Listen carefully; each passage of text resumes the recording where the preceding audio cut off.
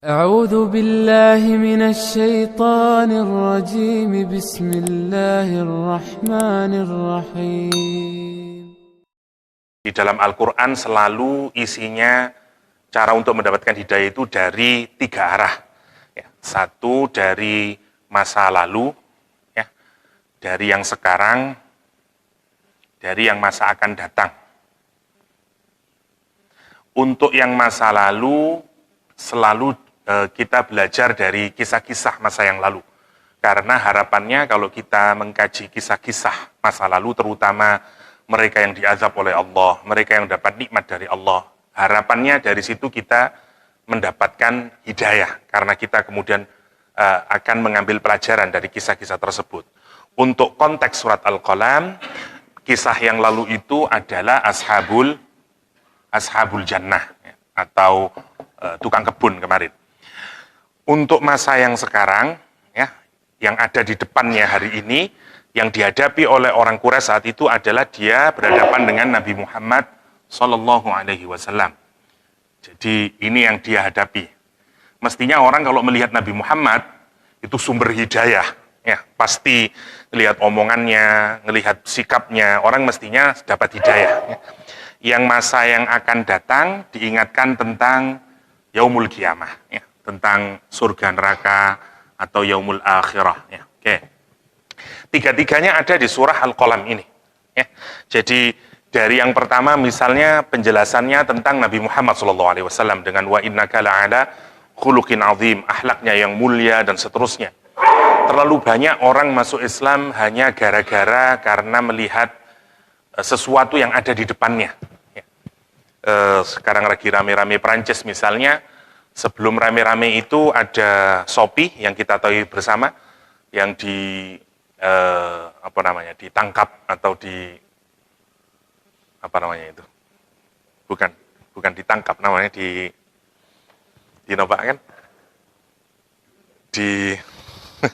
ya pokoknya ditangkap lah, saya lupa istilahnya, di hostage ya ditangkaplah di Mali selama 4 tahun. Menarik, seorang pekerja sosial yang bantuin orang-orang Afrika dan segala macam, wakila yang nangkap itu kelompok Islam teroris, Tetapi yang menarik, begitu dia bertemu dengan orang-orang Islam, 4 tahun itu justru membuat dia masuk Islam. Kan yang menarik. Jadi kita tidak pernah tahu, bahkan ini cukup mengagetkan warga Perancis, karena harapannya dia bisa menceritakan kejelekannya Islam, tapi justru menarik, kata dia, ketika dia orang-orang memanggil Shopee, yang kalian dapatkan sekarang ini adalah Maryam, kata dia. Ini kan menarik, Jadi orang dapat hidayah karena sesuatu yang ada di depannya. Dan tidak ada sumber hidayah yang lebih besar dari Rasulullah SAW. Harapannya sebenarnya itu gini loh, kita ini tidak dengerin Nabi khutbah saja, ngelihat wajah Nabi saja sudah meleleh hati kita itu, mestinya begitu. Karena indahnya wajah Nabi, indahnya perilaku Nabi, apalagi kata-kata Nabi, semua orang yang berhubungan dengan Rasulullah SAW terkesima, begitu. Jadi mestinya bayangin orang Quraisy itu mendapatkan sumber hidayah yang paling maksimal. Di hadapannya dia bertemu Rasulullah SAW, tapi dia menolak, malah Rasulullah disebut sebagai majnun, kan gitu. Kita dapatin di surat Al-Qalam awal-awal. Habis itu mereka diingatkan dengan Ashabul Jannah. Kenapa? Karena posisinya mirip. Orang Quraisy kaya-kaya, Ashabul Jannah juga kaya.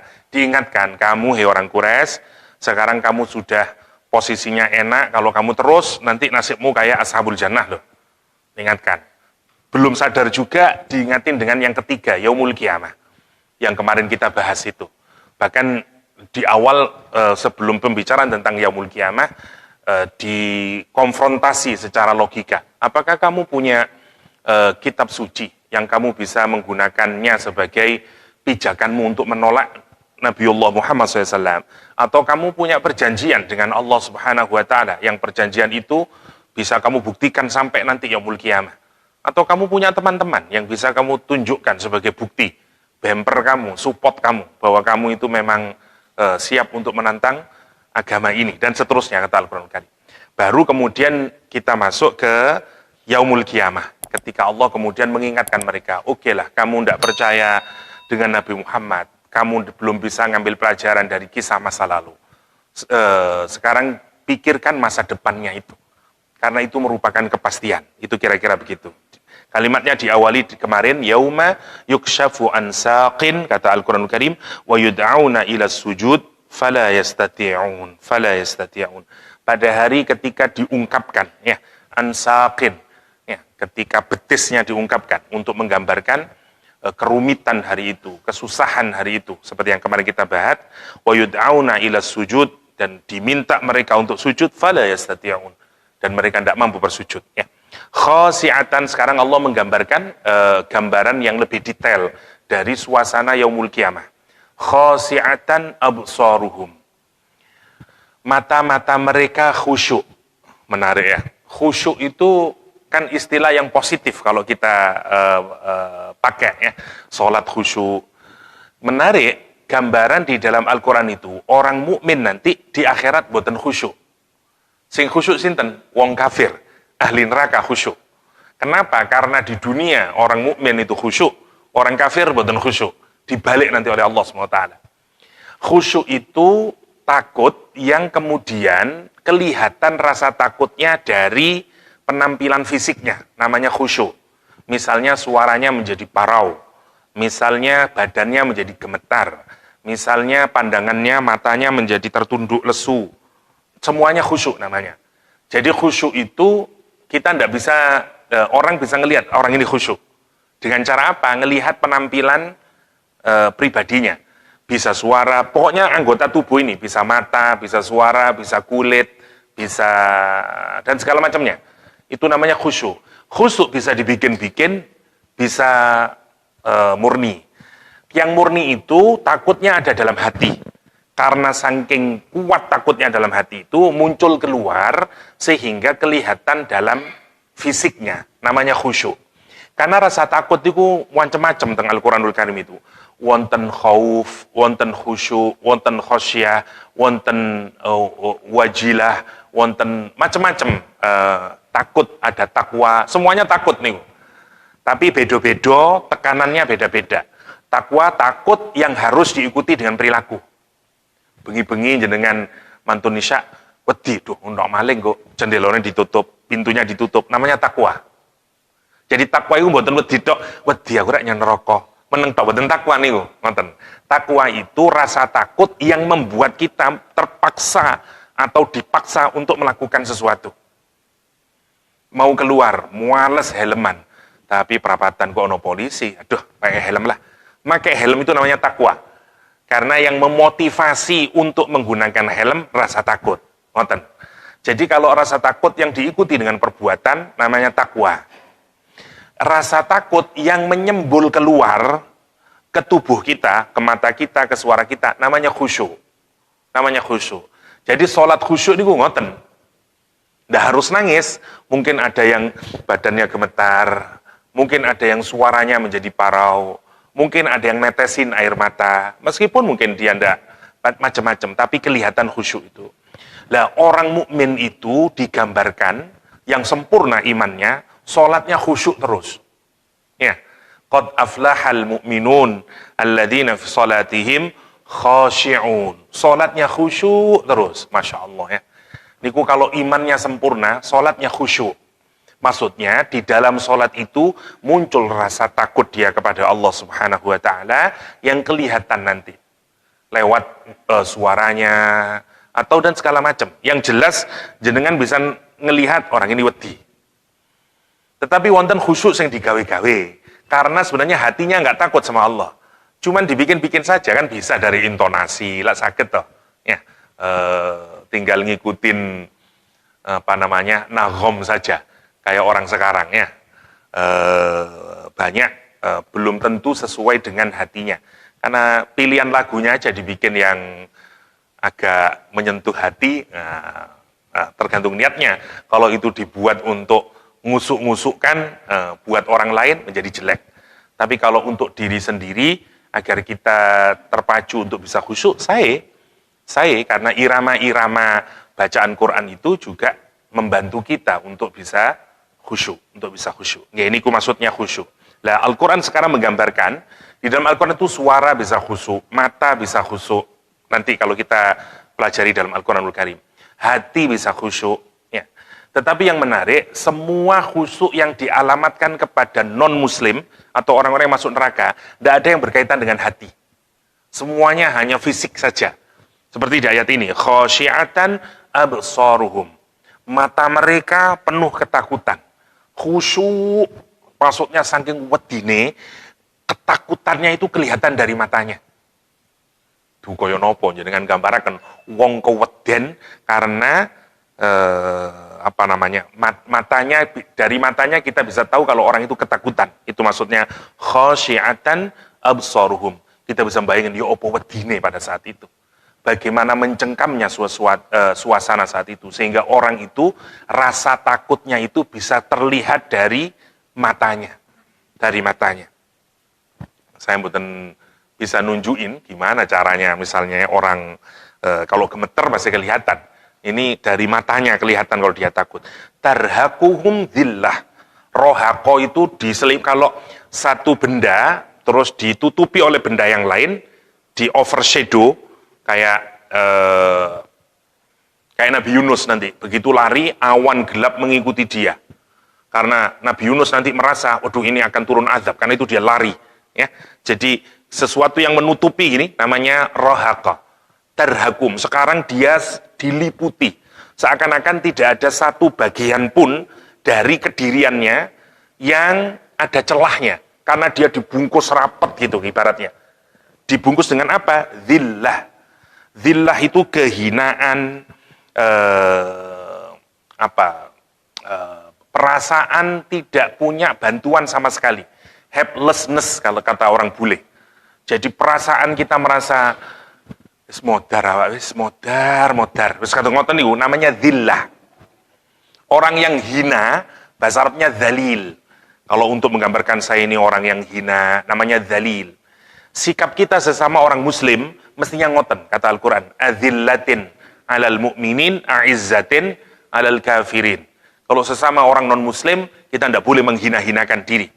Tapi sesama orang mukmin, kita harus saling santun, saling boten gedekno awak dewe. Al-Quran menggunakan salah satu karakter dari orang mukmin, saling dhillah sesama orang mukmin. Ya, saling nopo namine itu.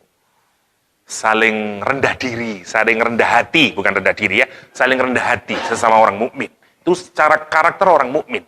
Ya, kalau seorang non muslim kita tidak merasa rendah diri karena kita memiliki iman, Lah, satu, matanya penuh ketakutan sebagai gambaran hatinya yang penuh takut, keluar sampai ke matanya rasa takut itu, dan seluruh keadaan pada saat itu diliputi dengan kehinaan. Keadaan tidak bisa ditolong sama sekali. Feeling merasa wis modar awak. Memang ngoten maknanya itu. Jadi sebenarnya kalau dalam bahasa Arab, dhillah itu feeling of helplessness. Perasaan tidak bisa ditolong. Napa niku bahasa sing apik? Nggih modar niku, Pun. Nggih modar niku terjemahane sing paling pas nggih. Pun merasa modar. Wis ngoten niku namine dhillah. Ngoten itu memenuhi semuanya. Coba jenengan bayangkan, kita ini kalau sesumpek-sumpeknya masih ada peluang lah. Tapi kok sore insya Allah lah selesai. Ini enggak, ini ditutupi kabeh. Ini maksudnya tarhaquhum dhillah maksudnya. Masya Allah, Allah menggambarkannya. Tarhaquhum dhillah.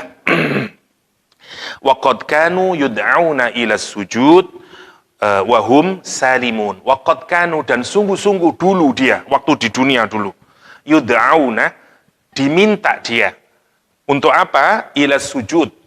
Diminta untuk sujud. Diminta untuk taat kepada Allah Subhanahu wa taala. Wa hum salimun. Dan dulu pada saat itu mereka sedang dalam keadaan salimun, aman, sehat, seger waras, kuwabe mampu. Biyen awakmu dikongkon sujud dak gelem sujud. Sekarang Allah menyatakan, diingatkan, kamu ya terus saja maksiat kepada Allah. Sekarang diutus Nabi untuk mengajak kamu sujud kepada Allah SWT. Ya, sadari keadaan dirimu. Tapi kamu tentang. Ingat ya, nanti kalau hari yang sangat menakutkan itu sudah terjadi, kata Al-Quran. Saat betis-betis itu terangkat, karena saking hiruk pikuknya suasananya. Dan mata-mata kalian menjadi penuh ketakutan. Dan diliputi seluruhnya kamu dengan kehinaan. Dan perasaan tiada bisa ditolong lagi. Pada situ kamu diingatkan, dulu pernah kamu disuruh untuk bersujud. Dan kamu tidak pernah mau bersujud, kata Allah SWT. Padahal keadaanmu saat itu sehat, seger, waras. Ya, enak mangan, enak turu, kata Al-Quran. Wahum salimun. Wahum salimun. Untuk ngingatin kita sekarang. Ada banyak di antara manusia yang dalam keadaan sehat, tapi masih nunggu nantilah untuk taat kepada Allah SWT. Allah mengingatkan ini. وَقَدْ كَانُوا يُدْعَوْنَ إِلَى السُّجُودِ وَهُمْ سَالِمُونَ. وَهُمْ سَالِمُونَ. Masya Allah ya. Kata Al-Quranul Karim, tapi Rasulullah SAW itu sebaik-baiknya orang. Sebaik-baiknya hamba Allah SWT. Concernnya Rasulullah itu, sebagaimana gambaran di dalam Al-Quran, harisun alaikum, ya, amat sangat ingin Rasulullah itu semua orang beriman kepada Allah SWT. Karena Rasul itu mikir, ya opo terus wong-wong gilek kafir, ya opo terus ngolek bakal mlebu neraka. Itu menjadi pikiran yang sangat memberatkan Rasulullah SAW. Karena itu Nabi sangat ingin orang itu bisa beriman. Perasaannya itu sangat kuat digambarkan oleh Al-Quran, sampai seperti seakan-akan Nabi itu rela untuk menghilangkan nyawanya. Saking nemeni oleh mikir. Nonton maksudnya. Semua usaha dilakukan oleh Rasulullah SAW. Al-Quran nanti mengingatkan Rasulullah, fadharni. Wis banoi Muhammad. Urusan wong-wong iku, urusan ambe aku. Tugas kamu dakwah, nyampaikan saja. Tapi kena bagaimana nasibnya dengan misalnya Abu Jahal, Abu Lahab, orang-orang yang kurang ajar kabeh ini. Fadharni. Tinggalkan saja, tidak usah terlalu banyak dipedulikan mereka. Ya, urusan nanti dia kayak apa, bagaimana siksanya, bagaimana risikonya, itu urusanku. Fadharni, kata Al-Quran kan. Wa may yukadzibu bihadzal hadis. Siapa saja yang mendustakan, kalimatnya dipakai yukadzib untuk nunjukin apa?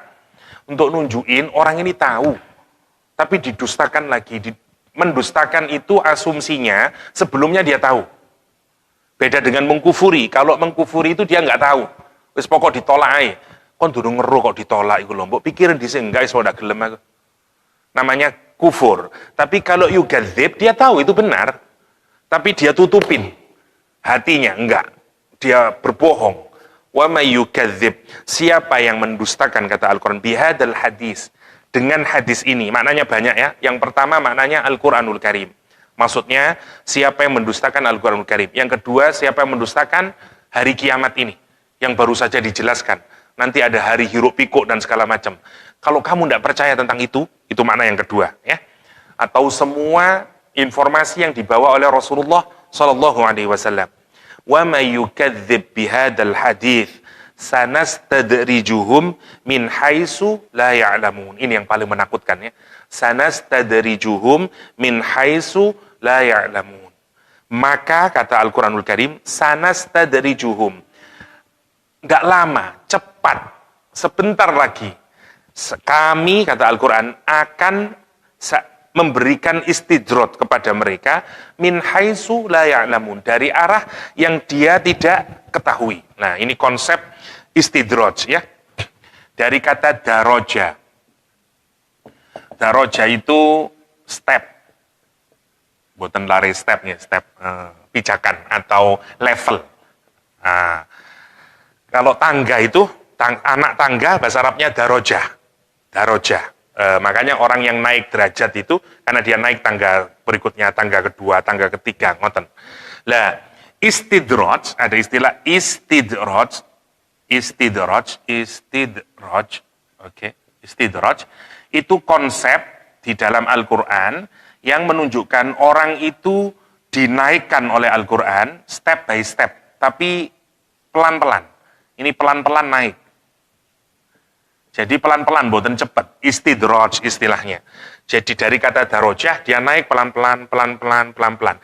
Bedanya adalah, dia naik pelan-pelan itu agar lugure nyungsep, ngoten. Ibaratnya ini jahanam, dia ndak dari sini turunnya. Dinaikkan oleh Allah, dinaikkan oleh Allah, dinaikkan, terus dinaikkan. Begitu di sini dijungkrakno, logur. Lah ngoten namanya istidraj.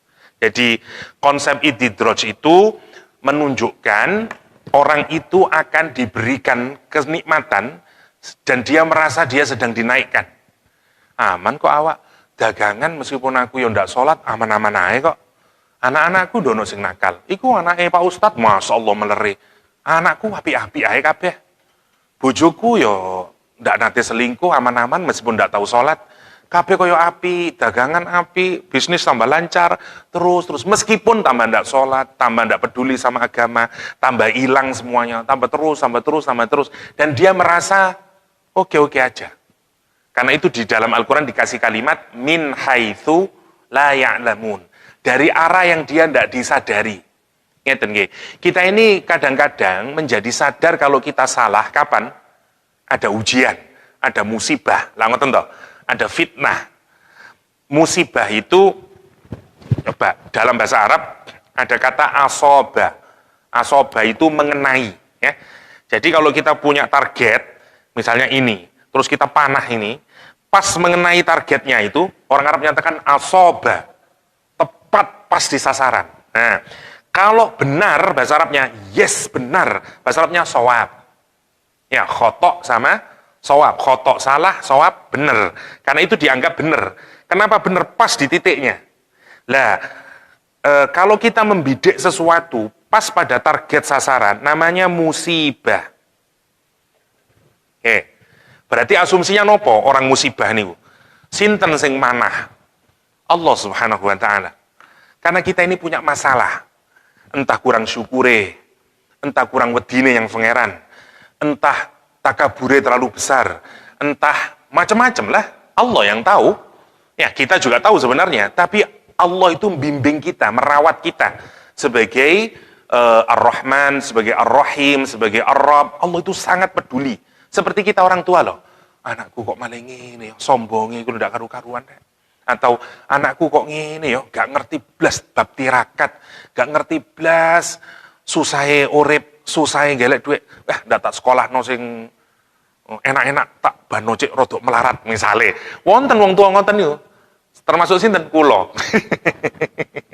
Kula remen ngoten niku. Jadi kalau di pesantren itu lucu-lucu. Ada dulu anaknya salah seorang kiai, itu kalau ngirim selalu dikurangi sama orang tuanya. Bukan orang tuanya enggak punya duit. Itu zaman dulu, nggak bisa diterapkan zaman sekarang ya. Sampai dia ke sumur itu, Abah, saya bukan malaikat Abah. Karena maunya. Tapi menarik kalau anak-anak dahulu larinya ke Allah ngoten niku. Are sakniki mboten saged ngoten. Tapi menarik, orang dulu itu begitu. Yang orang Jawa terutama. Karena itu kita mengenal konsep tirakat dan segala macamnya, ya. Karena biar lah ngoten. Lah Allah itu sama lah sebagaimana orang tua yang ngasih target biar dia kita ini dalam hidup enak terus lali sama Allah. Pasti ada keburukan nanti dalam pribadi kita. Allah ngasih musibah. Dibidik tepat itu musibahnya itu. Set. Misalnya, seperti tadi seperti yang kemarin kita ceritakan, Ashabul Jannah itu. Lali teng pangeran piyambake. Urip tambah enak, ya pertanian sukses, perkebunan sukses, tapi melekine tambah nemen. Enggak ingat sama Allah. Bayangin kalau dia diteruskan istidraj. Tambah munggah rezekine, tambah munggah, tambah nopo? Tambah lali kepada Allah, tambah hilang sujudnya, tambah ndak ingat dia dengan hak-haknya orang yang lain ada dalam hartanya. Kalau mati, masuk kemana dia? Ke neraka. Karena Allah sayang, dikasih musibah. Musibahnya mboten kok cuman setengah galengan rusak. Karena kalau setengah galengan rusak, ndak akan berubah orang ini. Karena itu dikasih apa? Fatafa alaihim ta'ifum mir rabbik, dibakar kabeh kebune. Baru membuat shock dia, dan baru dia menyatakan zalim awak iki. Ingat zalimnya sekarang. Baru dia menyatakan, ya Allah, awak iki melanggar batasan sudah. Tohin, kan gitu toh. Jadi musibah ini ngoten, ibarat seperti dokter, persis di sakitnya, kemudian diobati oleh Allah SWT. Nah kalau orang itu sadar dapat musibah, mesti maka nilai uang soleh angsal musibah, alhamdulillah atau naudzubillah. Alhamdulillah. Para wali-wali ini Gusti Allah, niku bahkan ngangeni musibah. Kalau kita kan, aduh, waduh, Ustaz, berat lek musibah nih. Orang-orang yang soleh nih, bahkan lek oleh nikmat tok, sumpah piambake. Ojo-ojo aku iki digeneng no yang pangeran nih. Dapat istidrat. Seperti itu jiwanya. Jiwanya. Ya, karena itu musibah itu sebenarnya untuk kebaikan. Sebenarnya ngeten nggih, apa saja yang dari Allah, hakikatnya niku baik. Kita saja yang mendefinisikan ini buruk, ini baik. Ngonten. Kenapa? Karena definisi kita berdasarkan nafsu kita. Ngonten. Sama lah seperti anak dengan orang tua. Jam segini nggak ada HP. Nanti hari ini nggak ada laptop, nggak ada HP. Bagi anak nopo niku? Azab, fitnah, musibah. Lah ngoten to bagi anak nih. Orang tua ngomong, enggak, itu aku untuk kebaikanmu. Kau wis kenemenen. Saya jatah 1 jam kamu pakai HP itu. Lah terus kamu addicted nanti.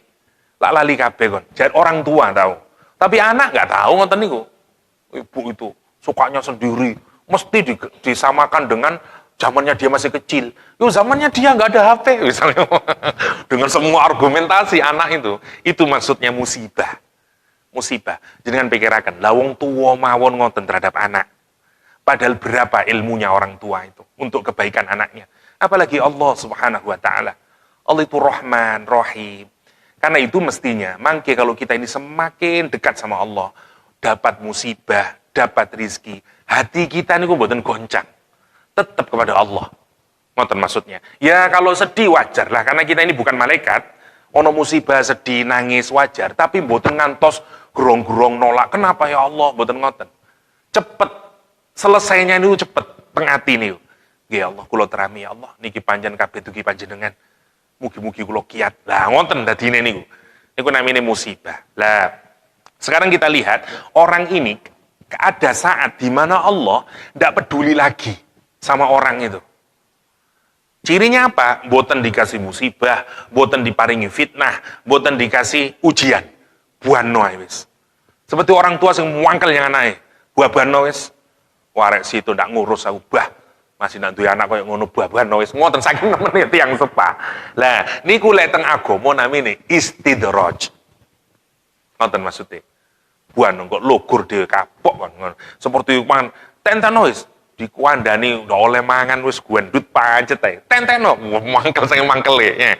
Lek kena diabetes kon ya ngono saking mangkele pun. Namanya istidraj. Namanya istidraj. Lah istidraj dalam agama niku menakutkan. Jenengan pikiraken saniki, istidraj itu diberikan pada yang paling terakhir. Menawi wong saking nemene niku baru istidraj. Fir'aun mawon pada titik yang paling puncak tasih dereng istidraj. Nah gitu. Nabi Harun diutus, Nabi Musa diutus, masih idhab ila Fir'aun, ya innahu tagha, fakul halaka ila antazakka. Kandhanono Fir'aun niku. Sapa ro Fir'aun niku gelem mensucikan dirinya. Wong sing kurang ajar ngoten niku, tasih mboten istidraj. Masih dikasih peluang oleh Allah terus, tapi puncaknya nanti selesai dia. Ya, seperti Abu Lahab, seperti Abu Lahab istidraj. Dibiarkan oleh Allah. Ya, bahkan wis turun mudun ayat, kamu akan hancur Abu Lahab. Abu Lahab nggih mboten tobat. Lak saking nemene to. Niku namine istidraj. Namine istidraj. Lah, Allah itu sekarang menyatakan kepada Muhammad, kamu pusing mikirin umatmu, kamu pusing mikirin orang Quraisy. Kamu nasihati segala macam dakwah niku. Kamu mikir ya opo terus wong-wong iki bagaimana? Wis tenang ae Muhammad. Kata Allah, urusan nasib orang urusan saya. Ibaratnya ngoten Allah niku. Urusan dakwah urusanmu, urusan hasil saya. Dzarni, jangan kamu terlalu ngambil pusing. Seperti kita mikir agama nih. Pun terlalu nemen jenengan mikir, ya opo nanti agama ini ya kalau kita ini tidak membela nanti kayak apa hasilnya. Allah yang punya agama ini. Tugas kita ini penting dakwah, saiso-isone. Pun ngoten mawon. Allah yang jaga agama ini. Dulu sebelum ada kita, nggih wonten Islam dan seterusnya. Itu urusan Allah Subhanahu wa taala. Fadzarni, maka tinggalkan Muhammad. Wis terus saja fokus dalam dakwahmu. Kalau kamu terlalu mikir orang-orang itu, Abu Jahal njaluk ngene, iki njaluk ngene. Kamu nanti lupa terhadap tugas utamanya karena terlalu mikirin orang-orang ini semuanya. Fadzarni kata Al-Qur'an. Fama yukadzibu bihadzal hadis. Sekarang diancam oleh Al-Qur'an Karim. Siapa yang mendustakan Al-Qur'an ini? peringatan dari Rasulullah SAW. Masya Allah, menakutkan ya. Ujungnya nanti kata Allah SWT, sanastadrijuhum, maka kalimatnya, lihat kalimatnya menggunakan sanastadrijuhum, pakai sin. Kemarin kita sudah menjelaskan fi'il mudhari' ya. Itu kan dari nastadriju.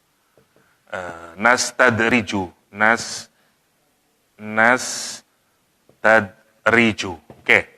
Nah, ini sudah menunjukkan makna akan ya, untuk akan. Tapi kalau kita mau lebih cepat akannya, mau lebih cepat, caranya ditambahi sin atau ditambahi saufa. Berarti dia akan lebih cepat lagi. Sanastadrijuhum, kata Al-Quranul Karim. Bukan nastadrijuhum, tapi sanastadrijuhum. Itu nunjukin, kenapa Muhammad, dia musuhin kamu, jelek-jelekin kamu, nyumpekin kamu. Tenang aja, tidak lama kok. Sebentar lagi dia. Memang seakan-akan dia naik pangkat. Terus. Apalagi kalau kita ya, berada dalam kebenaran.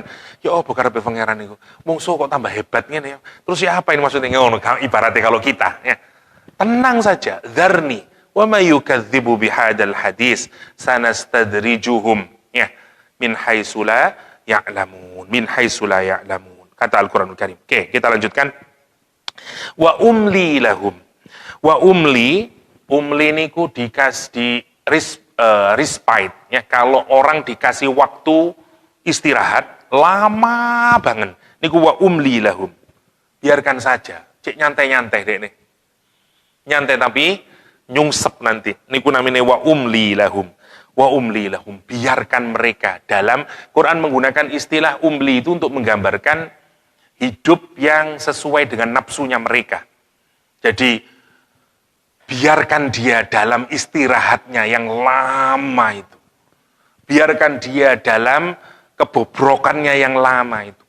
Biarkan dia dalam apa yang dia sangka sebagai kenikmatan itu yang lama itu.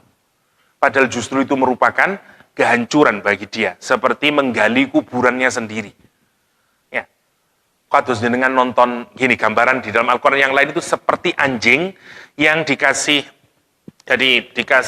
nopo namine tali ya di lehernya.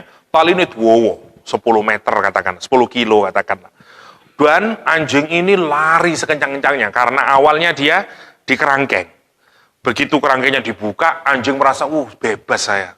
Dia lari, awalnya pelan-pelan, jingkat-jingkat dia karena takut ketahuan temannya. Begitu ketahuan tuannya, begitu 100 meter kok enggak ada, makin kencang dia. 1 kilo, wah, kaono lari dia sekencang-kencangnya. Maunya apa? Maunya mau keluar dari siksaan dari tuannya itu. Dan dia menyangka aman, free saya. 8 kilo, wah masih kencang. 9 kilo masih kencang. Apa yang terjadi pada 10 kilo? Lari amat sangat kencang, mati dia. Itu namanya istidraj. Orang istirahat itu dia tidak sadar. Aman nih, terus sih. Seperti anjing tadi itu. Itu gambaran Al-Quranul Karim. Dibiarkan dia terus. Ujungnya ketekek ibaratnya. Namanya istidraj. Itu kata Al-Quran, wa umli lahum.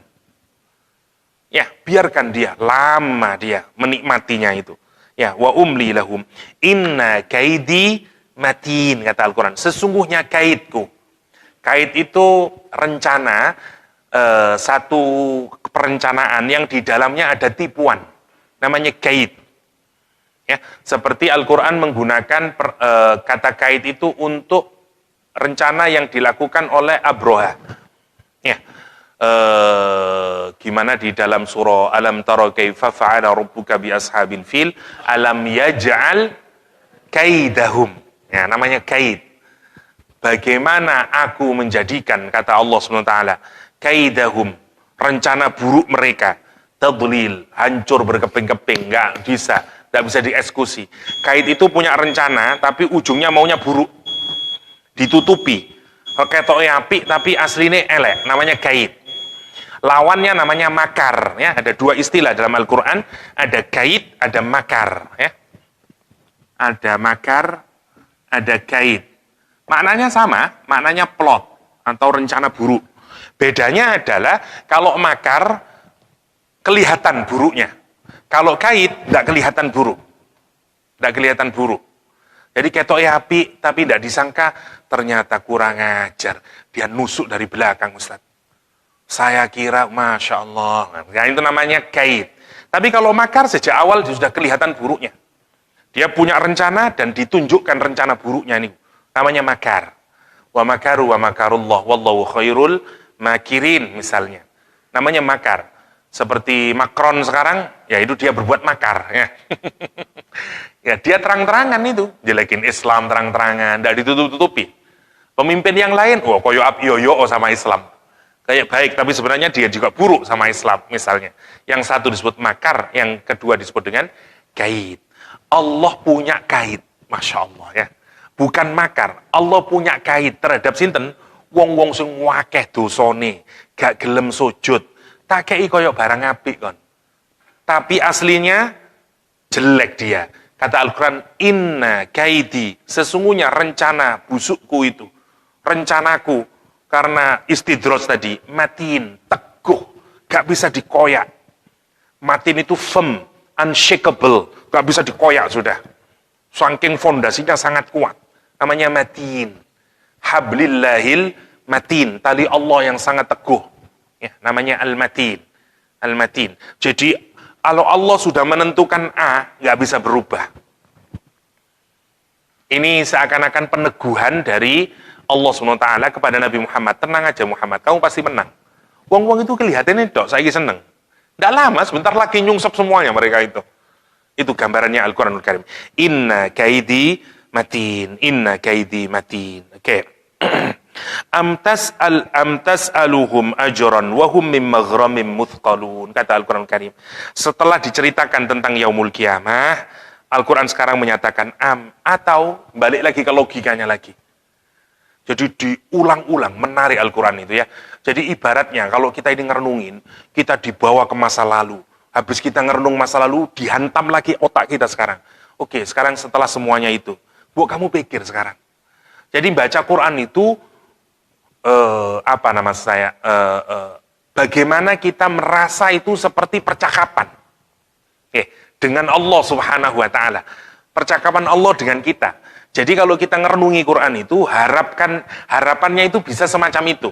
Setelah ditegur tadi, kamu jangan begitu dan segala macamnya, sekarang Allah menyatakan, opo si awakmu kok ndak gelem taat sama Allah itu. Kenapa sih kamu kok ndak bisa menerima Rasulullah SAW? Masalahmu itu opo asli ini? Kata Allah Subhanahu wa Ta'ala, amtas aluhum ajra, ataukah Nabi Muhammad itu jaluk ajar? Minta payment. Ajar itu kalau orang habis usaha, selesai usahanya, terus dia dapat bayaran, namanya ajar. Nama ajar. Ajrun itu overdue payment. Jadi payment yang sudah overdue namanya ajrun. Memang Nabi Muhammad itu pernah minta duit sama kamu? Minta balasan sama kamu? Ciri dari orang itu membawa kebenaran atau tidak adalah dia tidak punya motif ekonomi. Ya, itu ciri wong bener. Kalau dia membawa ekonomi, motif ekonomi, kita bisa, dene ono ada udang di balik rempeyek nih Ustaz, ternyata kita bisa dengan mudah menolak argumentasi dia. Nabi Muhammad itu tidak minta apa-apa. Tidak minta apa-apa, itu suruh mikir. Kamu nolaknya itu karena faktor apa? Karena semua faktor itu, semuanya ditutup sebenarnya oleh Allah SWT. Ya, kata Al-Quran, amtasulum ajra fahum, maka kemudian kalian semuanya ini, wong-wong Quraisy, mim maghramin, maghram niku ada dainun, ada maghram, ya. Hutang yang sudah jatuh tempo namanya maghram. Hutang yang belum jatuh tempo tapi sudah wonten temponya namanya dainun dalam bahasa Arab. Makanya orang yang banyak hutangnya dan sudah jatuh tempo, dia tidak bisa bayar, namanya gharim. Namanya gharim. Niku wong sing akeh hutang, jane wis kudu bayar, cuman dene tidak bisa bayar. Namanya gharim. Orang yang jadi gharim boleh dapat zakat, ngoten. Wis kudu bayar tapi gak iso bayar, namanya gharim. Hutangnya sendiri namanya maghram. Namanya maghram. Al-Qur'an itu menusuk hati pikiran mereka. Orang-orang Quraisy. Memangnya Nabi Muhammad itu ngajar dakwah, ngajak kamu kebaikan, dia minta upah. Terus kamu semuanya itu sekarang punya hutang yang kamu harus bayar. Muthqalun, yang kamu jadi berat karena itu. Makanya kamu tolak. Karena kamu sumpek, kamu harus bayar kepada Nabi Muhammad. Muthqalun. Muthqal dari kata thiqal. Thiqal itu timbangan. Jadi kalau sekilo, 2 kilo, kalau timbangan masa lalu, itu namanya mithqala dzarratin sarrayyarah. Mithqal. Alat timbangannya namanya thiqal. Muthqil, orang yang diberati. Sampai jenengan boten kiat pun. Kenapa? Karena diberati hutang tadi itu, yang harus dibayarkan. Quran itu mikir, kamu itu loh tidak mau nerima itu karena alasan apa? Memangnya Nabi Muhammad itu harus kamu bayar. Terus kamu sekarang punya hutang kepada dia, yang kamu sekarang terbebani, sehingga kamu harus membayar kepada Muhammad. Enggak toh? Kalau enggak terus halapan apa lagi? Itu logika yang dipakai oleh Al-Quran Karim. Dulu ada orang Yahudi, namanya Zaid bin Sa'nah. Namanya Zaid bin Sa'nah.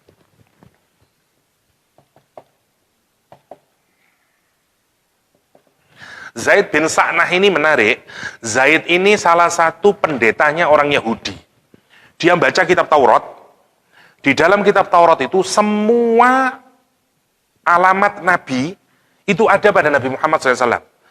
Orang begini, semua ada. Tinggal 2 yang belum dia bisa buktikan. 1, yasbiku hilmuhu jahlahu. Lebih cepat ya kesabarannya. Kekuatan Nabi itu untuk bisa menjaga emosinya dibanding kejahilannya. Jahil itu maksudnya orang bertindak tidak dengan akal sehat, tapi bertindak dengan hawa nafsu, dengan emosi, namanya jahil. Lawannya adalah akil, karena hawa nafsunya diikat. Ya. Kalau orang sangat sabar, sangat bisa menahan emosi, bahasa Arabnya halim. Orangnya disebut dengan halim. Jadi kalau ada orang namanya Halim kok ngamuan, nah, harus dijenang abangi malih. Karena Halim itu wong sing paling sabar. Nabi Ismail itu Halim. Ya. Bihulamin Halim kata Al-Quran. Halim itu wong sing sabar, sing boten emosian. Meskipun dia lebih sabar. Kalau dia maunya emosi, kesabarannya lebih dahulu. Ciri Nabi Muhammad itu adalah mestinya orang ini emosi, tapi iso sabar. Sabarnya mendahului amarahnya. Ciri pertama. Yang kedua, kalau ada orang semakin membuat dia agar dia marah, Nabi Muhammad tambah sabarnya. Terus mikir-mikir Zaid bin Sa'nah ini, bagaimana ya saya dapat mengetahui 2 ciri Nabi ini. Suatu hari Rasulullah SAW itu bersama Ali bin Abi Thalib kedatangan tamu dari satu desa. Kemudian desa itu berkata, ya Rasulullah, kami ini satu desa masuk Islam. Saya yang mendakwai mereka. Dan saya bilang sama mereka, kalau kalian masuk Islam, insya Allah urusan rezeki aman. Allah akan menyayangi kalian dan urusan rezeki akan jauh lebih mudah. Setelah mereka masuk Islam, jatuh musim kemarau. Sekarang kami kesusahan makan. Saya takut ya Rasulullah, orang-orang yang masih lemah imannya ini, terus merasa, aku mau buat Islam kok tambah susah ini, udan gak ono, dan segala macamnya. Karena itu saya kemari ya Rasulullah, boleh jadi kalau di Baitul Mal itu masih ada uang atau ada barang, berikan kepada kami. Saya mau kasih kepada orang-orang mu'allaf di kampung kami, agar dia tidak goyah keimanannya. Sakit ya Rasulullah. Terus Rasulullah, apa idemu? Terus ngomong Rasulullah ke Sayyidina Ali, Ali ambilkan barang dari Baitul Mal. Kata Sayyidina Ali, nggak ada barang ya Rasulullah. Zaid bin Sa'nah, pendeta Yahudi ini, mendengarkan itu semuanya. Dia maju, dia bilang, ya Rasulullah, kayaknya Anda butuh duit deh. Iya, saya butuh. Gimana kalau saya ngutangin sampean kurma yang paling baik, kemudian nanti setelah sekian hari kamu bayar kembali ke saya. Oke, kata Rasulullah. Udahlah hutang Rasulullah SAW. Oke? Rasulullah, ada orang Ansor meninggal dunia, Rasul habis mensolati, Zaid bin Sa'nah ngikutin Rasulullah SAW, ditarik bajunya oleh Zaid bin Sa'nah. Sengaja untuk apa? Untuk membuktikan 2 ciri tadi. Ditarik sekeras-kerasnya, mukanya itu kalau dalam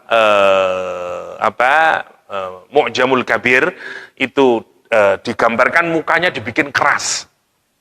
Waktu melotot ke Nabi Muhammad, bikin keras, dijambak, terus dia ngomong begini, Muhammad, kapan kamu bayar?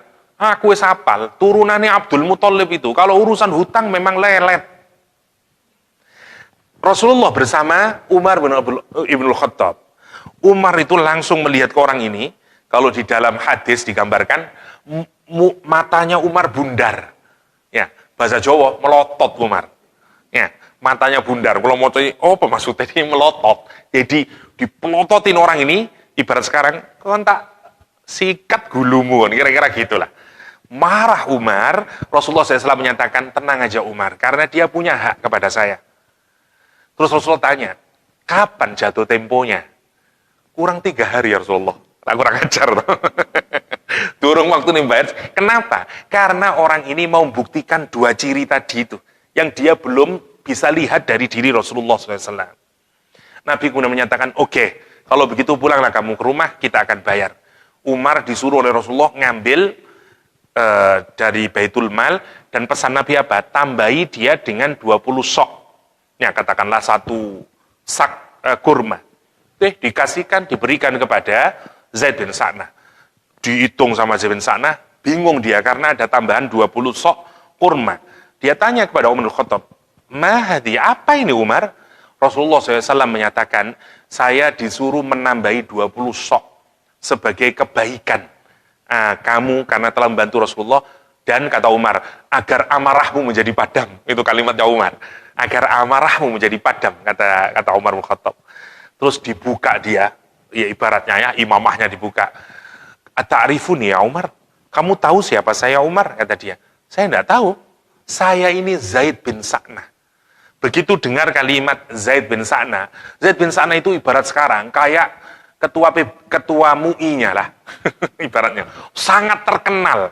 Ulama Yahudi, salah satu ulama Yahudi terbesar Madinah. Orang paling alim Yahudi.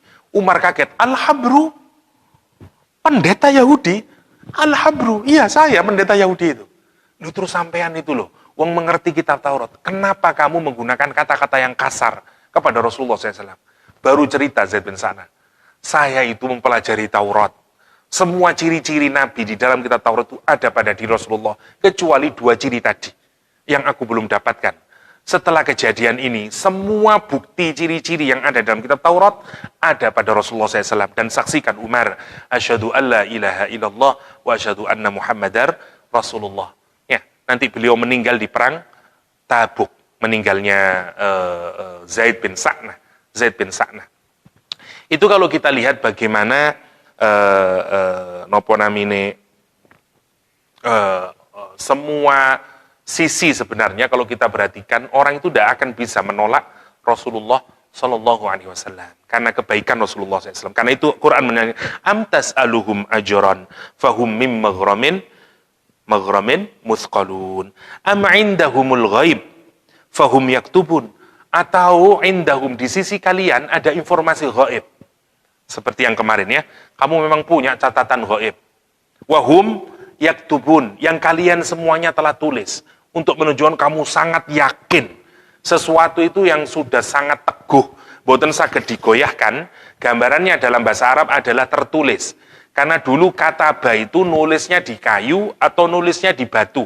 Sesuatu yang sudah imprinted, nggak bisa lagi dihapus. Jangan bayangin nulis zaman sekarang. Nulis sekarang itu di kertas, bisa kita hapus. Dulu kalau orang menyatakan sudah tertulis, berarti sudah sangat kokoh, nggak akan bisa dihapus. Quran itu menyatakan, memangnya kamu punya informasi ghaib yang kamu sangat yakin, ya sudah tertulis itu, bahwa kamu bisa menolak Muhammad SAW karena kamu punya argumentasi yang lain. Kata Allah SWT, kamu tidak punya itu. Masya Allah ya, Masya Allah. Baru setelah itu Allah Subhanahu Wa Taala menyatakan, fasbir, kata Allah SWT, kemudian diikuti dengan kisahnya Nabi Yunus alaihissalam. Saya akan mengakhiri dengan kisahnya Nabi Yunus. Tidak tahu, semoga bisa selesai ya. Fasbir li hukmi rabbik wa la takun ka sahibil hut idh nada wa huwa makdhum. Maka bersabarlah li hukmi rabbik, terhadap ketentuan Allah, keputusan Rabbmu Muhammad. Maksudnya menghadapi orang Quraisy ini. Kayak apa nanti dan segala macamnya. Udah, yang penting kamu dakwah terus. Karena penolakannya yang kurang ajar, ya. Penolakannya yang kurang ajar. Sabar saja, wala takun, dan janganlah kamu menjadi seperti kasohibil hud, seperti pemilik hud. Hud itu ikan yang besar, ya.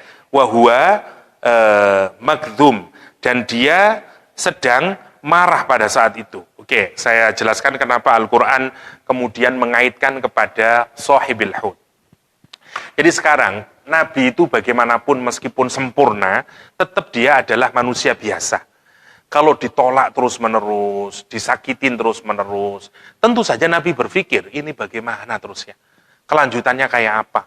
Apalagi kalau dihina, dicaci maki, tentu saja marah. Karena kalau dihilangkan sifat marah, maka Nabi bukan lagi manusia. Nabi wonten sumpek ke hati ini, sebagaimana dalam Al-Quran. Walaqad na'lamu, ya, yadiqus sadruk, kata Al-Quran, aku tahu kalau hatimu itu sempit, Muhammad, karena dengerin ucapan itu. Lah, kalau kita tidak mungkin kuat lah, dakwah di Mekah nggak kuat kita. Kita mungkin yang bunuh diri jadinya. Ya, Masya Allah. Lah, hatta sekualitas Nabi Yunus, niku boten kiat. Nah, sekarang drama Nabi Yunus itu diutus oleh Allah di daerah namanya Ninawe atau Ninawa. Ya. Ninawa itu kalau sekarang di Mosul sana, di Irak. Dulu salah satu kota yang sangat maju itu adalah Ninawe atau apa namanya? Kalau kita ingat Babilonia dan segala macamnya ya. Jadi di Mosul ada tempat namanya Ninawe, Ninawa tulisannya. Di sini ini diutus Nabi Yunus. Yunus bin Matta. Masih ingat Ad-Das yang kemarin kita ceritakan di Taif? Nah, namanya Yunus bin Matta. Diutusnya di Ninawe. Okay? Nabi Muhammad di Makkah. Okay, di Makkah diutus Nabi Muhammad SAW. Nabi Muhammad diminta untuk tidak meniru Nabi Yunus. Ya. Tidak meniru, nama lainnya adalah Shahibul Hud. Atau di tempat yang lain disebut dengan Dhunnun. Ini semuanya nama untuk Nabi Yunus alaihissalam. Shahib yang dibersamai atau pemilik. Ya, Hud, ikan yang sangat besar. Ya. Nah, kenapa kok Nabi Muhammad tidak boleh sama Nabi Yunus? Ngikutin Nabi Yunus? Karena Nabi Yunus itu sama sekarang konteksnya. Ninawe itu tempat persinggahan antar orang di Irak. Jadi ini daerah kalau sekarang namanya bisnis distrik lah. Tempat bisnis. Sama dengan Makkah, tempat bisnis. Orang ngumpul di situ. Masyarakatnya sama. Masyarakat kota itu cenderung menolak dibanding masyarakat desa. Memang begitu kebanyakannya. Karena orang kota banyak susah, tidak mudah untuk dakwah di kota, jauh lebih mudah di desa. Ini sama konteksnya sekarang. Sini Makkah, sini Ninawe. Penolakannya juga sama. Dicaci maki, dihina dan segala macamnya. Cuman Nabi Yunus itu nggak kuat. Nah, itu maksudnya. Tapi sekali lagi nggih, mboten kiate Nabi Yunus niku jangan bandingin dengan kita. Terus jenengan punya kesan, kok ngono Nabi Yunus yo? Kurang sabar Nabi Yunus. Ngoten maksudnya. Niki nabi ngoten nggih. Mbok mboten kiat-kiate Nabi Yunus niku wis maksimal kalau ukuran manusia. Nah, Nabi Yunus itu dikuyo-kuyo, dihina, memperingati Nabi Yunus. Konyol ndak terus yo azab Allah kok ya. Turun. Terus Nabi Yunus menyimpulkan begini, udahlah kayaknya ndak mungkin deh. Ninawe ini bisa saya dakwahi. Saya harus mencari lahan dakwah yang baru. Terus dia medal dugi tempat dakwahnya dia tanpa minta izin ke Allah. Bedanya kalau Nabi itu seperti wayang Nabi ini. Nggak boleh bersikap sendiri, ijtihad dewe, mboten angsal. Kalau kita angsal, kayaknya saya nggak bisa Ustaz. Malang ini sudah daerahnya hitam, misalnya. Saya harus pergi ke Batu. Nggak mungkin saya diterima di sini ini. Wah, misalnya, sampeyan ningali kristenisasi, niku dipetakan itu mana daerahnya, mana yang bisa peluang untuk didakwahi. Kados ngoten lah.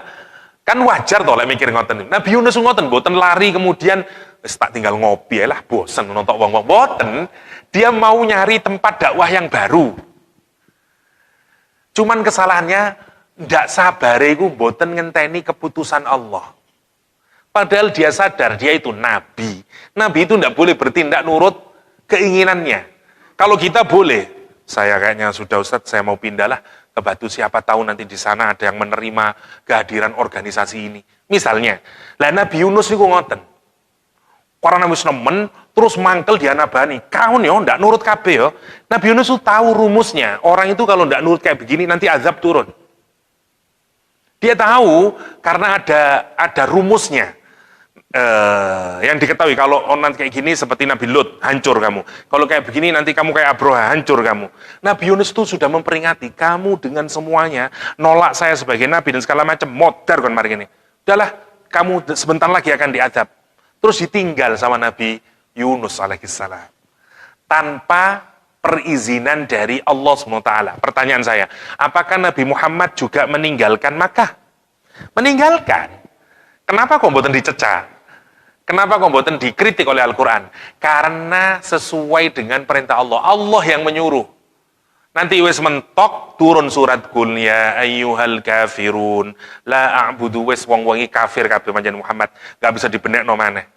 Ini sudah mentok, sekarang saatnya kamu harus mulai hijrah. Atau ke Taif, itu atas perintah Allah Subhanahu wa taala, karena ke Taif.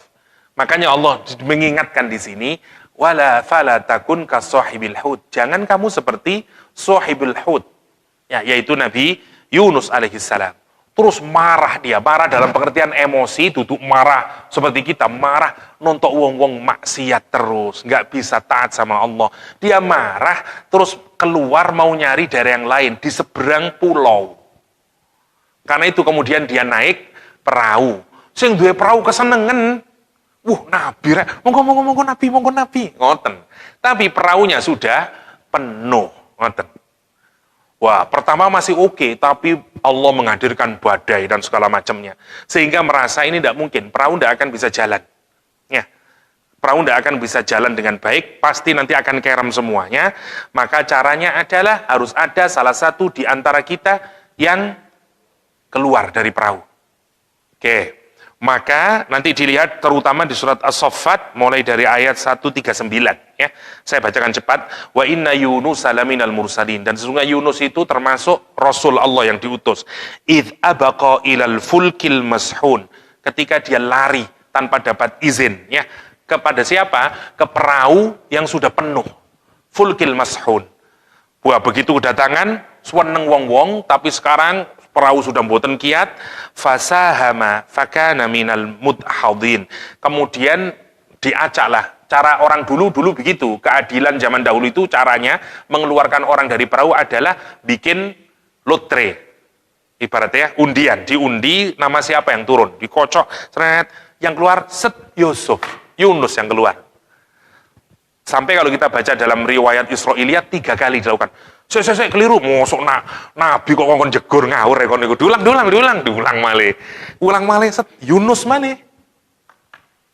Akhirnya diulang malih sampai 3 kali. Karena orang yang ada dalam perahu, sesungguhnya mereka tidak tega kalau harus Nabi Yunus, karena dia orang terbaik di antara kita, kata dia. Tapi diginikan lagi tetap malih. Dan itu yang disebut dengan makdzum, fasahama minal mudhadin. Terus Nabi Yunus yang keluar, faltaqamahul hud wa huwa mulim. Maka kemudian ibaratnya bajunya dicopot oleh Nabi Yunus agar maunya berenang ke tepian itu mampu, ya, tidak berat, dicopot bajunya dan segala macam, masuk ke laut. Begitu masuk ditampani ikan yang sangat besar, itu yang disebut dengan hud. Hud, ikan yang sangat besar. Begitu dimakan faltaqamahu, ya, dimakan oleh hud, wa huwa mulim. Dan dia, kata Allah, mulim. Dia memang layak untuk dimasukkan itu karena kesalahannya tadi. Masya Allah, itu hatta seorang nabi, ya. Ada yang menyatakan mulim itu mudhnib, berdosa. Tapi dosa dalam pengertian jangan lagi-lagi, ya. Rumusnya itu kebaikan kita, kejelekan orang-orang yang soleh. Jangan pun ngukur Nabi itu ya, panjang pantas itu dimakan ikan itu. Boten ngoten. Nabi itu tidak ada kesalahannya dalam pengertian seperti kita salah, boten. Ya. Cuman dia, bayangin, wong dia mau dakwah lagi kok. Singkat ceritanya, falaula annahu kana minal musabbihin. Kalau Nabi Yunus kemudian berada dalam perut ikan itu, faltaqamahu itu boten dicuing. Jadi langsung dilekin. Nah, karena itu dia masih hidup. Kata para ulama, wallahu alam, tidak tahu gimana ceritanya, ya. Tapi yang jelas, begitu dia dalam kepekatan itu, kepekatan dalam perut ikan, kepekatan berada di dasar lautan, kepekatan di malam hari, dia tidak punya siapa-siapa. Terus dia menyatakan apa? Nabi Yunus alaihissalam, tasbih, boten ngersulo teng pangeran, terus maksudnya apa sih ya Allah? Saya capek-capek dakwah, kok malah begini itu? Namanya mboten tasbih. Karena itu lihat Nabi Yunus menyatakan Al-Quran, falaula annahu kana minal musabbihin. Kalaulah dia bukan termasuk orang yang bertasbih. Tapi Nabi Yunus boten ngerasa dia benar, dia merasa salah. Baru sebagaimana yang kita ketahui semuanya itu, la ilaha illa anta subhanaka inni kuntu minad zalimin. Matching napa boten kalian ashabul jannah. Ashabul jannah itu suksesnya setelah dia bangkrut, pertama kali nyadari napa? Zalim. Setelah zalim dikembalikan lagi. Nabi Yunus berada dalam kesumpekan, kepekatan hidup, ya, yang tidak mungkin nurut akal, nggak mungkin bisa selamat sampun. Di dasar lautan, di dalam perut, di tengah kegelapan, nggak mungkin bisa selamat. Coro mikir dengan menggunakan akal apapun nggak mungkin. Tapi bisa Allah memberikan jalan keluar. Syaratnya nopo? Ngakui kezaliman. Niki rumus, kalau kita niki pingin sukses, nggih, nopo mawon, nomor setunggal sadari kezaliman niku. Zalim yang awake dhewe, zalim teng pangeran, zalim ke orang lain, niku penting. Ya, makanya nek menawi sumpek-sumpek kados wong-wong biyen niku, sumpek ndak tahu jalan keluar. Kalau zaman kula alit, rumiyin wonten puji-pujian niku. La ilaha illa anta inni kuntu minadh dhalimin. Kula remen ngoten-ngoten jaman alit lek ngiring-eling sakniki.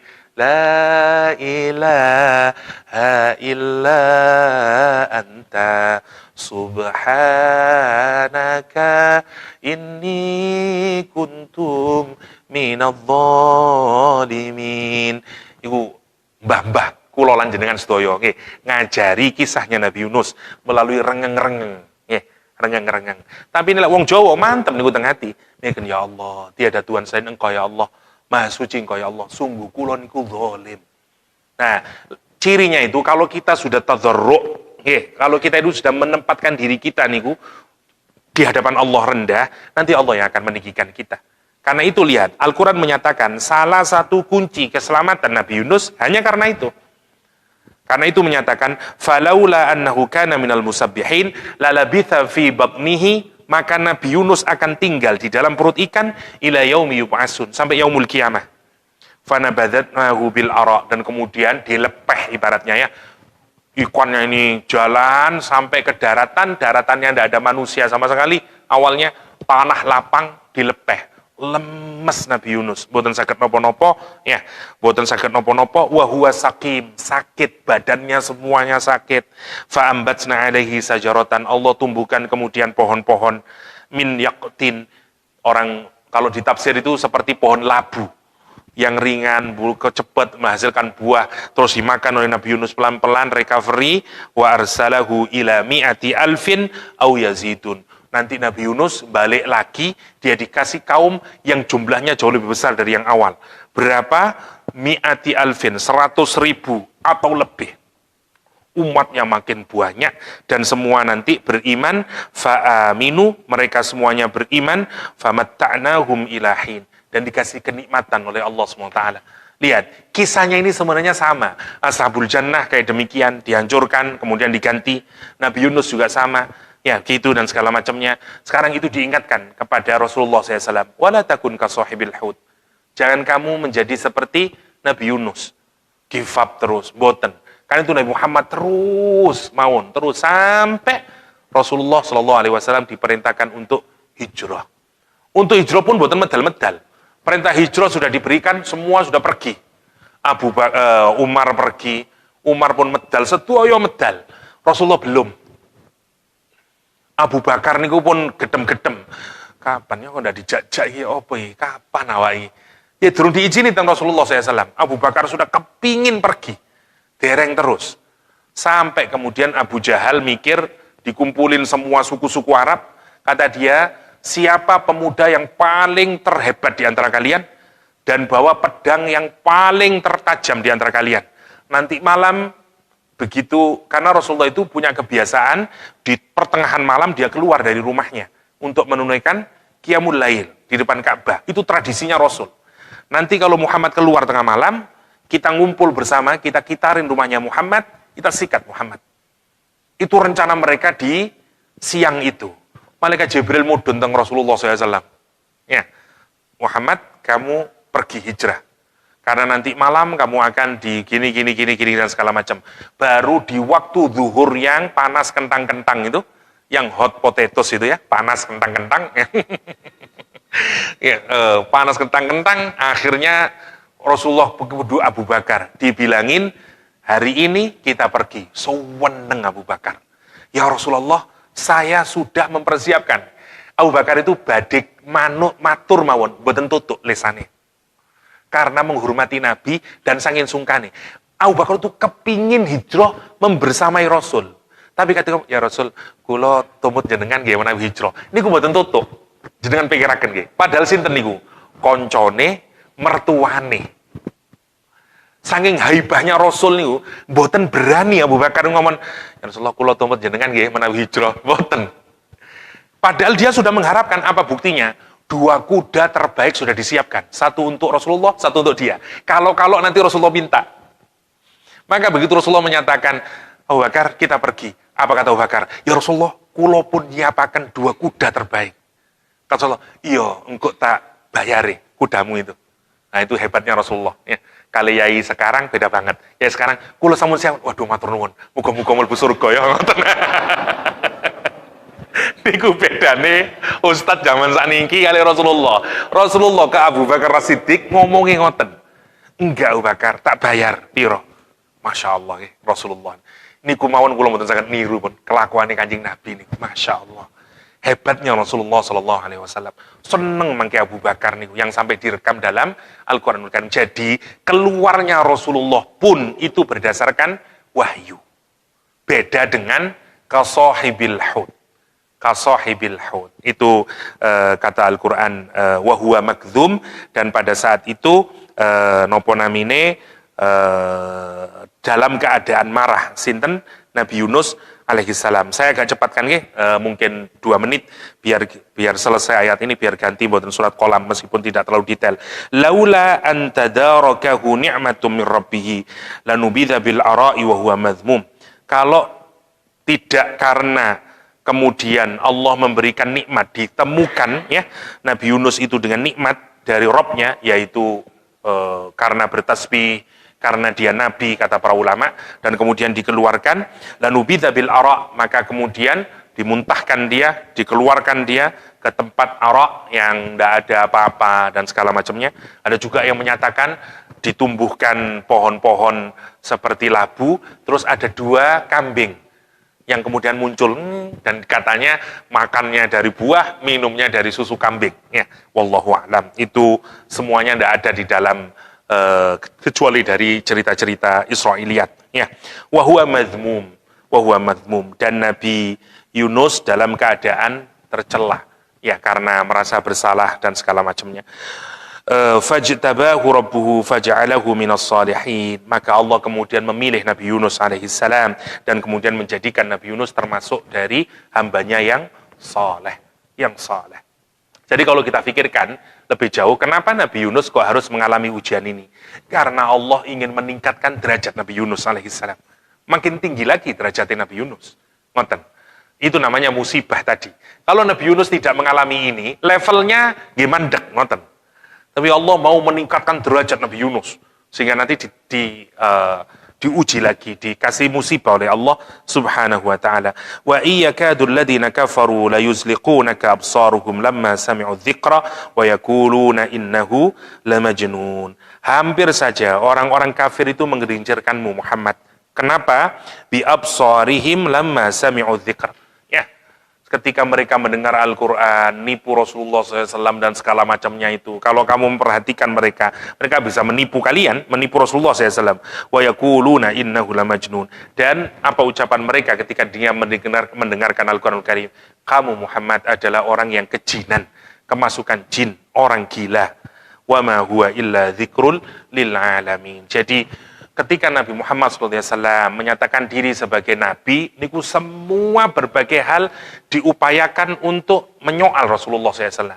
1, Nabi Muhammad dianggap tukang syair, padahal Nabi Muhammad tidak bisa bersyair. Nabi Muhammad dianggap dukun, padahal Nabi Muhammad tidak membacakan mantra.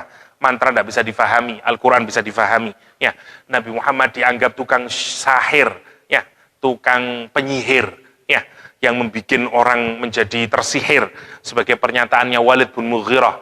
Ternyata boten saged, ya. Al-Quran bukan seperti sihir dan seterusnya, sampai Nabi Muhammad dianggap majnun, orang yang kemasukan jin. Padahal jin itu, kalau orang kemasukan jin, omongannya tidak bisa dipahami. Al-Quran sangat mudah difahami, kata Allah Subhanahu wa Ta'ala sendiri, misalnya. Jadi semua argumentasi yang dikemukakan oleh orang-orang Quraisy dalam menolak Rasulullah SAW sebenarnya terbantahkan sendiri. Ya, dianggap majnun, dan Allah mengakhiri wa ma huwa illa dzikrun lil alamin. Dan tiadalah dia Muhammad sallallahu alaihi wasallam Al-Qur'anul Karim kecuali tiada lain adalah dzikrun, pengingat. Ya, bagi siapa? Bagi seluruh alam semesta ini. Maksudnya begini, sebenarnya Allah itu sudah menitipkan sesuatu di dalam hati kita, namanya hati. Ya, jadi ibarat software nih, wonten hardware. Jadi Allah nyiptain hardware itu berupa hati kita, terus dikasih Quran. Quran itu software. Jadi mestinya niki langsung plug in, langsung install, next, ngoten mestinya. Karena hati itu kalau bersih nyambung teng Quran niku. Karena itu Quran menggunakan istilah dzikrun. Dzikrun itu peringatan. Orang itu diingatkan karena sebelumnya apa? Sudah tahu. Kalau belum tahu mboten diperingati. Dikasih tahu dulu. Habis dikasih tahu baru dinasehati. Itu asumsinya adalah sebenarnya apa yang ada di Al-Quran itu sudah sesuai dengan fitrah kita. Sesuai dengan diri kita. Sesuai dengan hati kita. Karena itu Al-Quran menggunakan istilah dzikr untuk Al-Quran. Inna nahnu nazzalna dzikra. Karena dia menjadi, dipikir temenan, mecing teng hati nih Quran niku. Iya pancene bener, ngoten. Karena itu Quran dihadirkan wa ma huwa illa dzikrun lil alamin. Niku mawon boten terlalu panjang, tapi mugi-mugi wonten manfaatipun, dan kita mengakhiri surah Al-Qalam meskipun agak cepat. Intinya adalah surat ini membincangkan tentang nopo namine, bagaimana penolakan dari orang-orang Quraisy dengan berbagai macamnya, dan bagaimana caci maki orang-orang Quraisy kepada Rasulullah SAW. Kita dihantarkan melalui surat ini ada 3 macam hidayah yang harus kita perhatikan. Sumber hidayah, satu dari masa yang lalu. Jadikan misalnya surat Qalam cerita tentang Nabi Yunus, cerita tentang Ashabul Jannah, cerita tentang orang-orang Quraisy, semuanya itu, ya. Itu semuanya menjadi peringatan buat kita. Ada yang diberikan lama oleh Allah, tapi kemudian buatan sadar. Ada yang dikasih lama nikmat oleh Allah, tapi kemudian sadar. Wa umli lahum. Ya, seperti Abu Sofyan, Hindun, Ikrimah bin Abi Jahal. Niku 20 tahun. Buatan iman. Bayangkan sih, Abu Sofyan 20 tahun. Hindun yang makan jantungnya Hamzah, niku juga 20 tahun. Boten iman nih, mulai Nabi Muhammad benci nih boten karu-karuan. Bahkan dia yang menjadi pemimpinnya di perang Uhud, ya, yang gendrang niku Hindun, ya, sampai kemudian mati 70 sahabat besar. Niku ulahnya siapa kalau kita pikirkan? Hindun dan Abu Sofyan.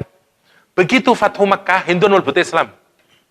Siapa yang tahu? Setelah 20 tahun, Allah biarkan dia dalam kesesatan. Wonten sing model kados ngoten itu, atau Ikrimah, atau terakhir saya pungkasi dengan kisahnya Ka'ab bin Zuhair. Ka'ab niki ahli puisi, bapaknya namanya Zuhair. Zuhair itu pemenang 7 kali syair. Jadi orang Arab itu tiap minggu kumpul di Pakar Ukaz itu lomba syair. Karena saking senangnya dengan syair. Syair yang menang ditempelkan di Ka'bah. Namanya mu'allaqat. Sesuatu yang digantungkan. Bapaknya Zuhair ini 7 kali menang. Berarti saking ahli nih. Anaknya namanya Ka'ab. Ka'ab bin Zuhair ini setelah meninggal ayahnya, bencinya tidak karu-karuan ke Nabi Muhammad, meskipun dia tidak pernah bertemu Nabi Muhammad. Tidak pernah bertemu, tapi pokoknya benci aja. Puisinya itu semua isinya jelekkan Nabi Muhammad, jelekkan para sahabat, dan terakhir dia jelek-jelekan perempuan-perempuan muslimah. Begitu Fathu Makkah, Ka'ab bin Zuhair termasuk orang yang tidak diampuni.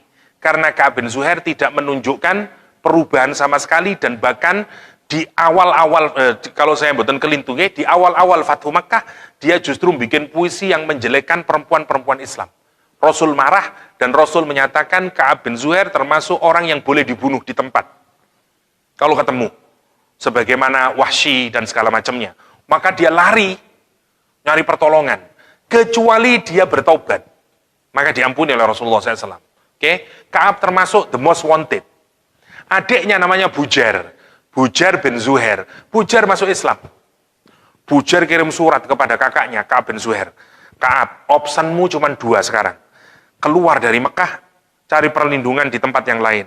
Atau, kalau kamu memilih tobatlah, datang kepada Rasulullah SAW. Insya Allah pasti dimaafkan oleh Rasulullah SAW. Ka'ab memilih tobat. Karena sebenarnya dia tidak tahu Islam, tidak tahu Rasulullah SAW. Dia pergi ke Madinah. Sampai di Madinah, tinggal 1 hari di tempat saudaranya. Tapi jangan bilang-bilang, sehabis subuh, dia pergi ke Rasulullah habis sholat. Orang-orang tidak ada yang tahu kalau itu Ka'ab bin Zuhair. Karena tidak pernah ketemu dengan Ka'ab bin Zuhair. Terus Ka'ab bilang, ya Rasulullah, kalau misalnya Ka'ab bin Zuhair yang divonis mati itu datang kepadamu, terus dia meminta maaf, dan dia berniat untuk masuk ke dalam agama Allah SWT, apakah engkau akan menerimanya? Iya, saya terima. Dibuka sama Ka'ab, ana Ka'ab bin Zuhair ya Rasulullah. Ya. Umar naik dan kata Umar, biarkan aku yang menyembelih dia ya Rasulullah. Wah, wong Arab nih. Wah, akhirnya Rasulullah ndak mangkel Ka'ab bin Zuhair, ya Rasulullah, saya ingin mengungkapkan kecintaan saya kepadamu. Ka'ab bin Zuhair kemudian membacakan syair yang terkenal nanti dengan qasidah Bani Su'ad. Ya, suatu qasidah yang panjang, qasidah Bani Su'ad. Rasul senang dengan pujiannya, syairnya Ka'ab bin Zuhair. Orang Arab dulu itu pakaiannya 2, pakaian dalam, terus pakaian luar. Pakaian luar yang bergaris-garis namanya burdah. Dicopot burdahnya, mantelnya Rasulullah, dikasihkan kepada Ka'ab bin Zuhair sebagai tanda kesenangan Rasulullah SAW. Nanti di masa Abbasiyah, jubah ini dibeli pemerintahan Abbasiyah. Di masa Umayyah dibeli oleh pemerintahan Umayyah. Di masa Utsmaniyah di Turki dibeli. Dan sekarang jubah itu ada di Topkapi Palace sana di Turki. 700 tahun setelah Ka'ab bin Zuhair, wonten ulama besar namanya Syekh Bushairi di Mesir. Sakit dari kembang amben, wonten sakit kemana-mana. Akhirnya dia nulis kecintaannya kepada Nabi, bikin syair juga. Orang Arab tuh dulu memang senang bersyair, ya, apa-apa ditulis syair.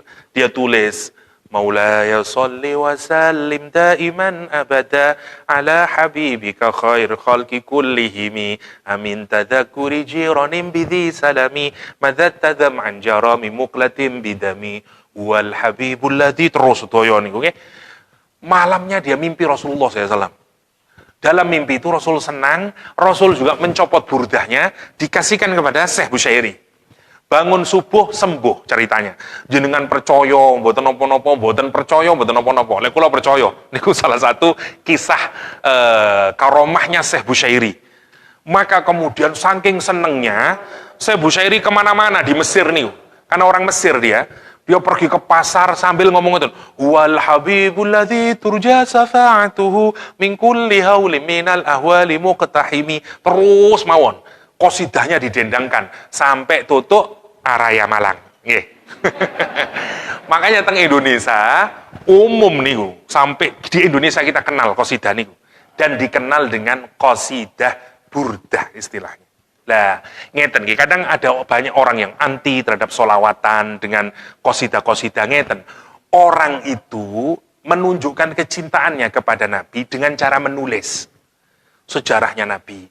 Wonten sing nulis model prosa, tulisan seperti Rohikul Makhtum, Sirah Ibnu Hisam, ngoten. Wonten sing nulis model puisi seperti Maulidud Dibagh, Simtud Duror, Barjanji, qasidah burdah. Niku jane kabeh nggih sirahe Nabi. Cuman yang ini nulis gaya puisi, yang ini nulis gaya prosa. Sayangnya karena kurang ngelencer, kita seringkali ojo iku bid'ah itu. Padahal sebenarnya cuman sirah. Cuman sirah saja sebenarnya. Hanya ditulis model puisi. Model puisi seperti nopo namine Barjanji, Dibagh. Kalau kita baca, niku mulai lahirnya Nabi sampai akhirnya. Wah, kalau maulid tiba macam-macam. Alifiyul anfi, nuniyul fammi. Ya, Nabi itu hidungnya kayak alif, mulutnya kayak nun. Wah, itu nggambarin keindahan pun dibayangkan alif berarti ngeten. Niku cara nggambarin keindahan versinya Abdurrahman Ad-Dibaghi yang nulis Maulidud Dibagh.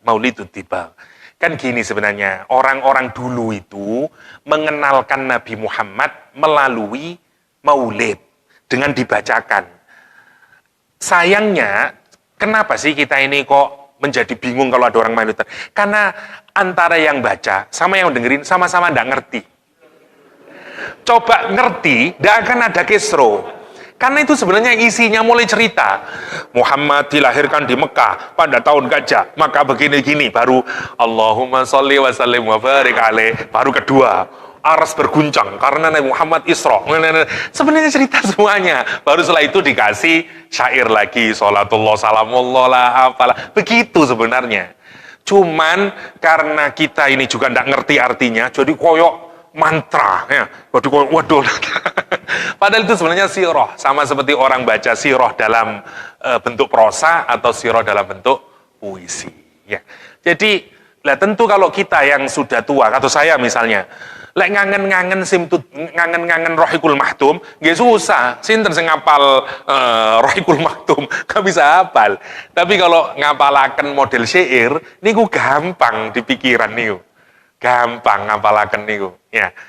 Jadi memudahkan kita.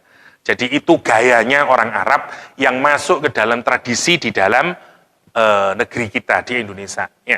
Jadi menurut saya tidak apa-apa, silahkan kalau misalnya mau mengkaji Maulid Tiba, Maulid Simtud Duron, Maulid Al-Habsyi dan macam-macam. Ulama-ulama mengarang kisah Maulid.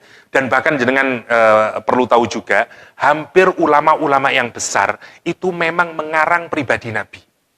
Imam Tirmidzi, gak ada Syama'il At-Tirmidzi, jelasin semua fisiknya Nabi.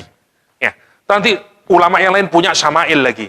Menulis Syama'il itu menjadi kegemaran para ulama. Kalau jenengan opo kita kondak ya, karena kurang cinta. Orang dulu itu kepada Nabi Muhammad segala-galanya Nabi Muhammad itu.